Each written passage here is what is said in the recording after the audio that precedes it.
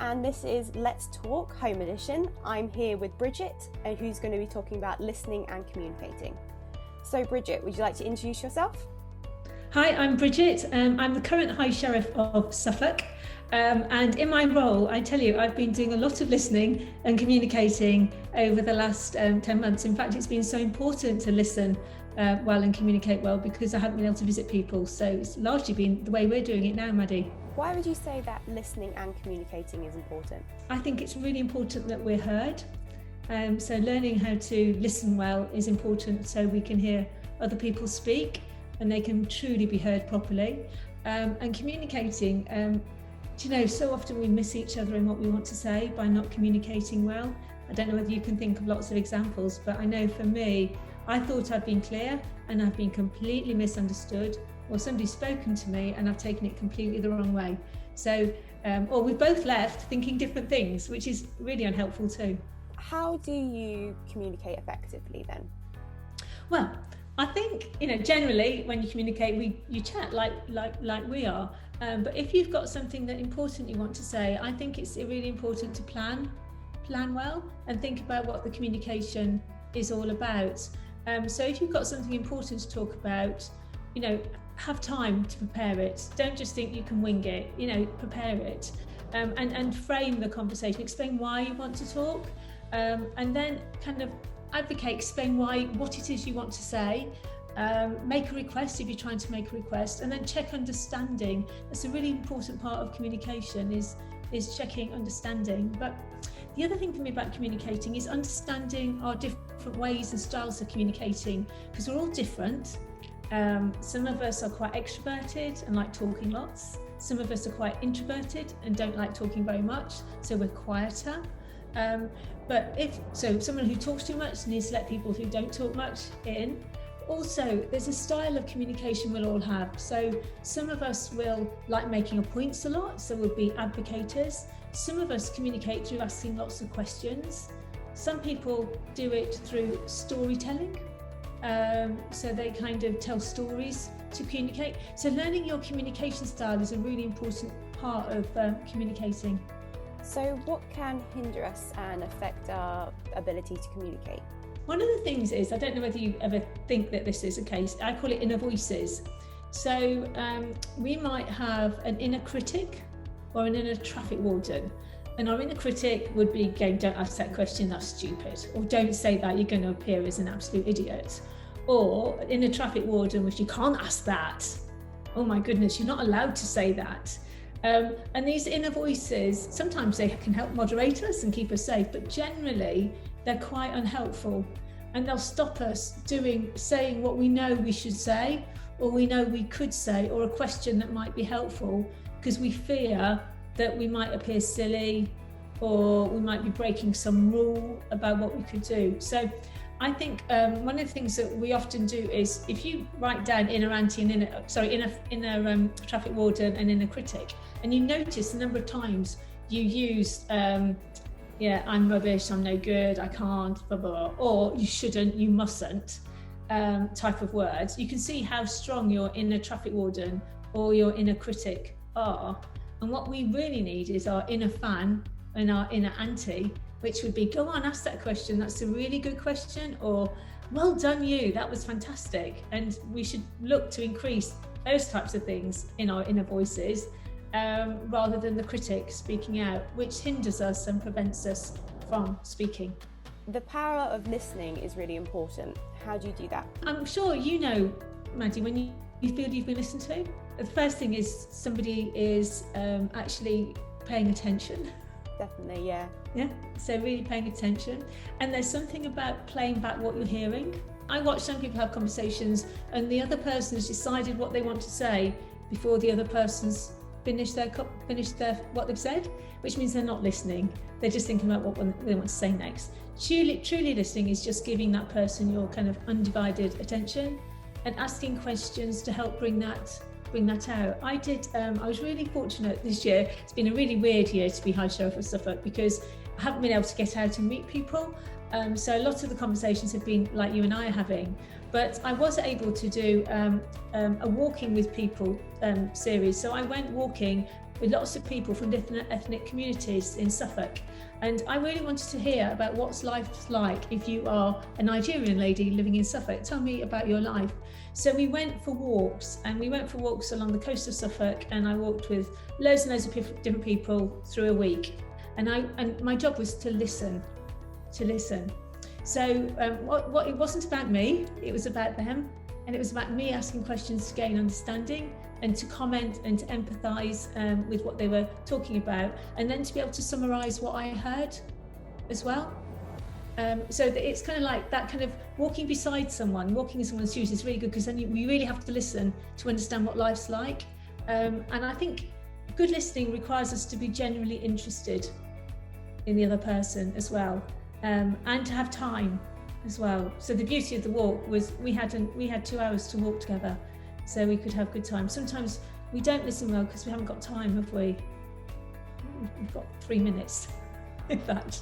So yeah, clear your head, have time for the person, genuinely listen, attention's on the other person, not on you, and check understanding and show that in how you communicate. Are there any thoughts or tips that you have on starting difficult conversations?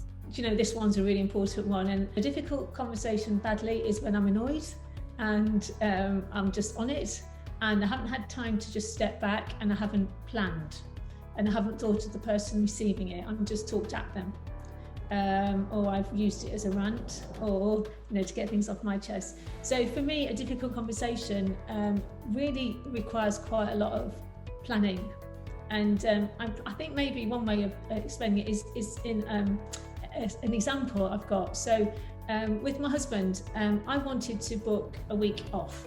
This is a couple of years ago. Just all I wanted was to book a week off, and we were going to go and stay in Suffolk, so we weren't going to go very far away, but I couldn't get him to agree the date. So we were just kind of disagreeing over it, and I couldn't get anywhere with it. So in the end, I thought, right, well, I'm getting nowhere with this. I need to plan it. So the conversation was, Chris, I need to talk to you about booking a week off. I need a holiday, and my life is such that I have a really busy diary, and if I don't have it booked in, it won't happen. So Chris doesn't have that. He has much more flexibility in his diary. So by telling him that, I said, and I need a break because I need it for these reasons, and I need to set a date for it because I want to know I can look forward to it too. So I explained it in a lot better way, rather than just going, why aren't we booking a holiday? I want to go away, And then because I'd explained why I wanted the holiday and what it was about, then he was like, okay, understand. Let's have a look at the diary. Let's agree a date. But before then, I'll tell you, we'd spent months not booking this week. It's ridiculous, isn't it? But it was only because I hadn't explained why I wanted to book it and how difficult it was for me not to have it booked in the diary. And that one was an easy one. There are much more difficult conversations than that, I can tell you. So what do you do when you're not heard? It happens quite a lot. It can happen quite a lot. And I worked in business for many years, and I worked in business when I was the only woman sitting around a table in meetings. And quite often a woman can get lost in a meeting, and also quite often people talk over each other. And so how do you get in if you think, well, I shouldn't shout over somebody else, or I'm not using their language, so I'm not being heard. So part of it for that was about, first of all, being positioned correctly in a room, make sure I had a position where I wasn't lost at a corner in a meeting room. The second thing was actually having something I wanted to say, and if I wasn't heard, being prepared to say, excuse me, I need to be heard. As simple as that. I have something I want to say and I don't feel I'm able to get this in.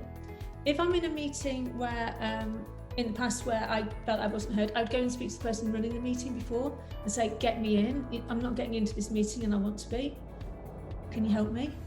I have one meeting, I remember I slammed the table because it was the only way I could be heard, which was a bit pathetic, but it did get me heard. But I was with a group of people who were just not going to listen, and it was important to me.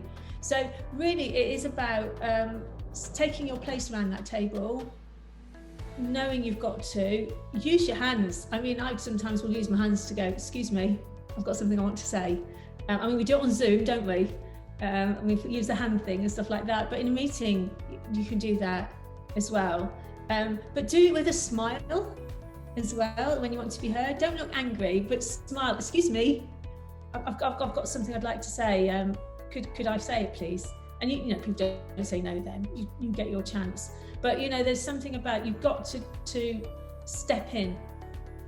You won't get heard if you remain passive, or you talk yourself out of speaking. So what benefits have you seen from people being able to communicate and listen effectively? I think there's loads of benefits. It's great for relationships. It's great in families. It's great in friendships. It's great in business. It saves time. It makes people feel more valued. It stops misunderstanding, which is massive, isn't it? And I kind of see, I do it myself. You misunderstand and you create a big black cloud, and you waste a lot of energy on something that really isn't necessary because you haven't checked understanding or you've misunderstood. So it just is it's a lot easier world to be in if we communicate well with each other. And so many of us are missing opportunities because we aren't able to be heard, or we're not communicating clearly. And it affects our confidence hugely. So, you know, if you can communicate well, you feel better about yourself. Just the last question is, what is one habit or one hobby that you picked up during lockdown? I actually have picked up quite a few habits during lockdown, and I've been able to restart stuff that I'd stopped or not doing enough of. But the one that's probably meant the most to me is painting and art.